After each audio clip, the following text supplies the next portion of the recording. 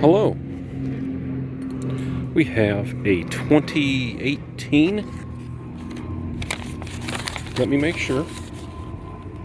Yes, 2018 Ford Escape. It has the little 1.5 liter coolant gulper engine, and they are saying it has a transmission leak.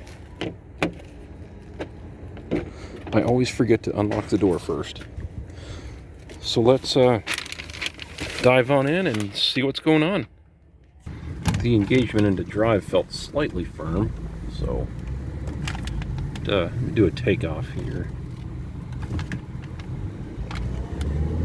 Uh-oh, pump whine.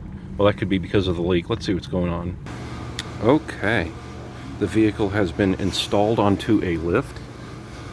Woo, wait, what do we got here? There's fluid on the case halves where the seam comes together.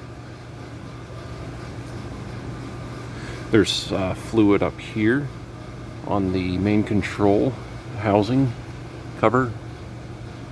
There's fluid on the line pressure test ports. It's wet all the way to the top. So the axle seal is dry.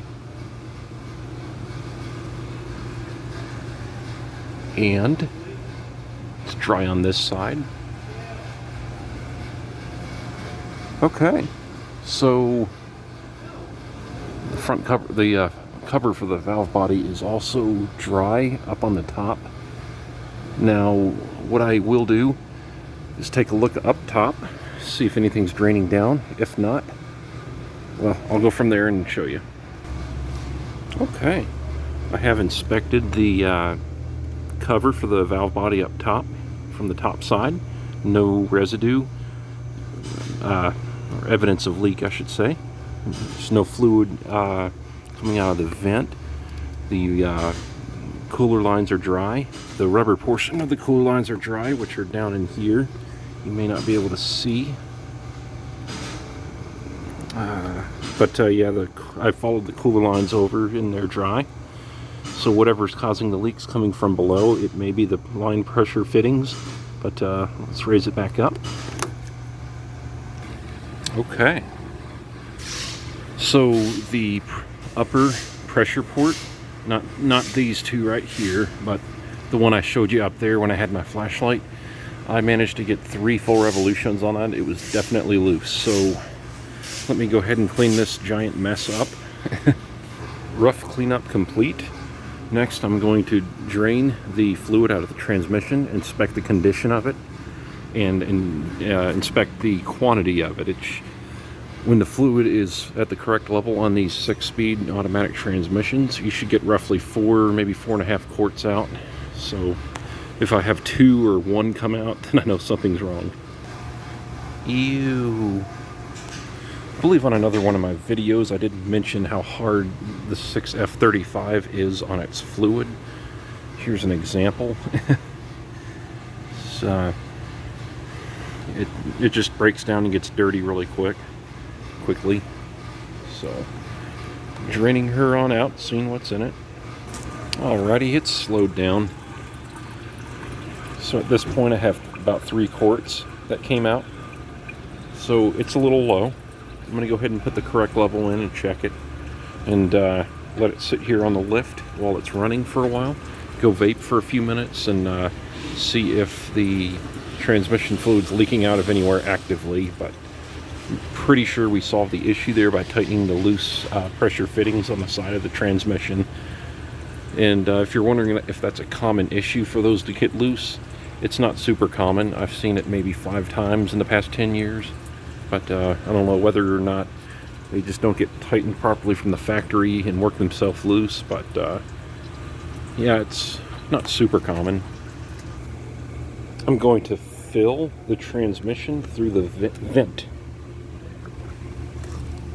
Let's see, right there. You take that, grab onto that clamp, squeeze it, and then the vent pops off, exposing a hole that you can fill through. There she is. There's the hole.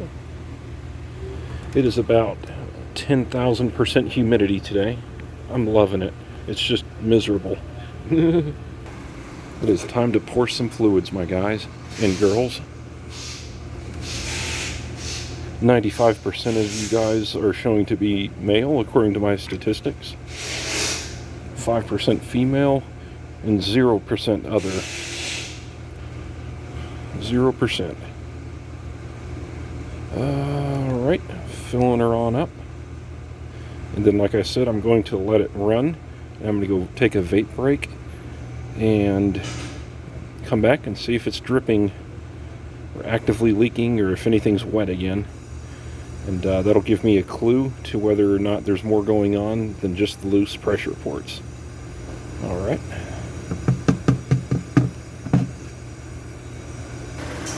Okay. So about 5-10 minutes has gone by. There's zero dampness anywhere. If you're curious about how to check the transmission fluid on your Escape, it's right there. Get the engine warm and pull that plug out while it's running, and it should be a slow stream, not touching the subframe, just right about here. So go ahead and get this panel back on. That one. Okay. Just like magic, we're back out here again. I have the panel put back on the bottom. I have the vent reattached. Transmission fluid level checked. Now, since I heard a pump whine when I pulled into the shop, I want to go drive it full throttle several times to stress the pump and make sure it's not gonna, it's not failing. But if it's not, and that's all it was is retightening those fittings and servicing the transmission fluid there, then I'll charge 1 hour labor, which is the diagnosis fee, and bill out 5 quarts of fluid, so they'll be looking at about $225. And I'll make about $20 off of that after tax. If it ends up having some warranty coverage, I'll be about $10 that I'll make. I'm just waiting on traffic here.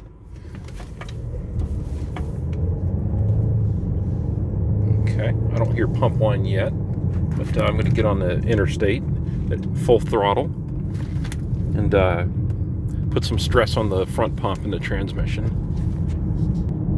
Okay, getting close to the on-ramp here. Well, I'm on the on-ramp, so slow down a little bit and get ready to accelerate. So far, I have not felt any or heard any pump whine.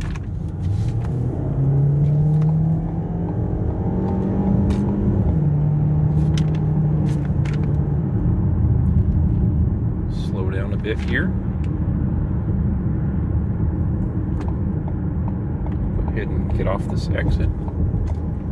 And I'll make one more scoot around the block and just make sure everything's all right. It does seem like they're going to be lucky here and have the pump will be fine.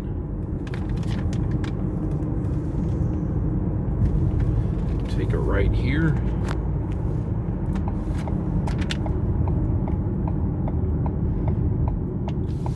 Nice bright sunny day today. It was overcast earlier.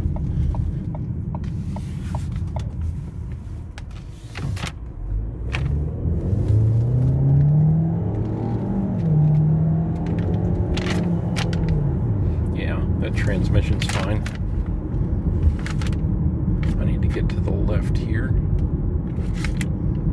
Doesn't look like that'll happen.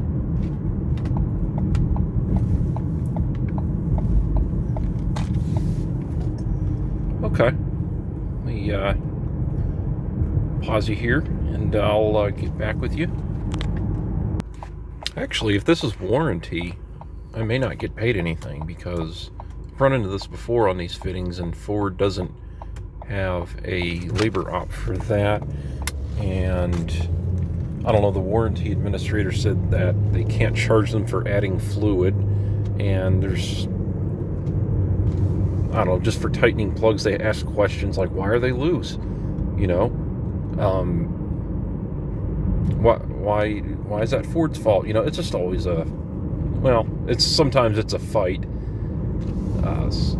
That's just a day in the life of a technician doing warranty work. And we're back. No pump whine, no abnormal transmission noises. I'm going to peek under there again, make sure there's no leaks, but I think we're good to go. They lucked out. It was just loose line pressure fittings, mainly the top one. So yeah, sometimes it's something simple and it only costs $200 or $300 to fix the transmission. So I hope this helps and hope you enjoyed. Please subscribe for lots of more videos like this and have a great day.